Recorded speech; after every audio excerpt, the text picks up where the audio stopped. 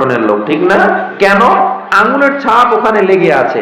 আঙ্গুলের ছাপ লেগে থাকলে ওটাকে নিয়ে যদি ডিএনএ টেস্ট করা হয়, কার আঙ্গুলের ছাপ, আইডি কার্ড সহ অটোমেটিক বের হয়ে যাবে। এই ফিঙ্গারপ্রিন্টের বিজ্ঞান আবিষ্কার করছে 80 বছর আগে। আল্লাহ সূরায়ে আম্বিয়া, সূরায়ে হুদ, সূরায়ে কিয়ামার 3 ও 4 নাম্বার আয়াত, এই সব জায়গায় আরো 1,500 বছর আগে বলে দিয়েছে। আমি যদি শুধু বিজ্ঞান নিয়েই কথা বলতে থাকি বহু টাইম চলে যাবে।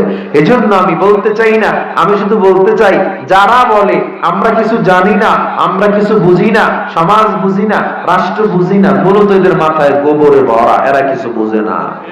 আমরা চুপ থাকি লেগে হুজুর মগা মনে করছে, টকশোতে বয়া বয়া কয় হুজুর কাম আছে, মানুষের বাড়ি খায় আর ভুড়ি বাড়ায়, ঠিক না?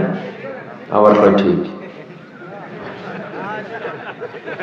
ঠিক অবশ্যই ঠিক, মানুষের বাড়ি তো খায়, মানুষের বাড়ি খায়, তবে খাওয়ায় কি? আপনি বুঝি মানুষের বাড়ি খান না? আপনি খাওয়ান পাইলে ছাইড়ে দেন। আপনি শুক্রবারের জিলাপি লই কম ফিটাফিটি করেন নেই, হ্যাঁ? আপনি জেপা খাওয়ান, মরা খাওয়ান, এমন কোন খাওয়ান নাই আপনার পেট থেকে রেহাই পায় না। দোষ হুজুর পড়ে গেছে। হুজুর আর খাজুর কোনো পার্থক্য না। পার্থক্য শোনেন, মান আমিলা সালিহা, যারাই নেক আমল করবে, হোক সে হুজুর হোক সে হুজুর না, যারা নেক আমলে থাকবে আল্লাহ কয় রিজকুম কারীম, আমি সবাইকে সম্মানিত রিজিক দিব। আর যারা নেক আমল করবে না, কোটি টাকা কামাবে কিন্তু লোকমা পেটে যাইব না, টেনশনের সুরে, খালি টেনশন আর টেনশন। কে গুলি মাইরা দিল, আবার বউ আবার ভাতের লাগে মিশ মিশাই দিল নাকি, টেনশন আছে না নাই? ও মুসলমান ইমানদার আল্লাহর গোলাম, আল্লাহ তাআলা বলেন 4 গুণওয়ালা মানুষ জান্নাতে যাবে। 1 নম্বরে যারা ঈমান আনবে, 2 নম্বরে যারা আমল করবে। আমল করলেই হবে না, আবার তোমার আমলের মধ্যে অনেকে থাকে আমল চোর। আমল চোর হলে হবে না, সত্য কথা বলতে হবে। তোমার চোখের সামনে যাত্রার আয়োজন হয়, তোমার চোখের সামনে জিনার আয়োজন হয়, তুমি যদি চুপ করে থাকো তোমার ঈমানের মধ্যে দুর্বলতা আছে। তোমার সামনে নবীকে গালি দেওয়া হয়, তুমি যদি প্রতিবাদ না করো তোমার ঈমানের মধ্যে দুর্বলতা আছে, ঠিক কিনা জোরে বলেন। আমি নবীর আশিক, আমি একটা কথা বলতে পারি, বাংলাদেশের মুসলমান যদিও অনেক দল, অনেক ফেরকা, অনেক দলের লোক, অনেক জায়গায় অনেক মত নিয়ে চলে, তবে আমার মনে হয় আমার আল্লাহর বেলায়, নবীর বেলায় কোনো দলাদলি নাই, ঠিক কিনা জোরে বলেন।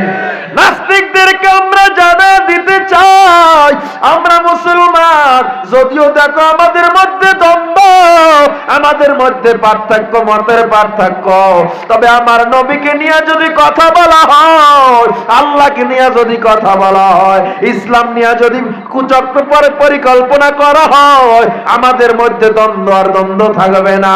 আমরা শক্ত হাতে 1 ফোঁটা রক্ত থাকা পর্যন্ত কোন নাস্তিককে বাংলায় রেহাই দিব না, ঠিক কিনা জোরে বলেন।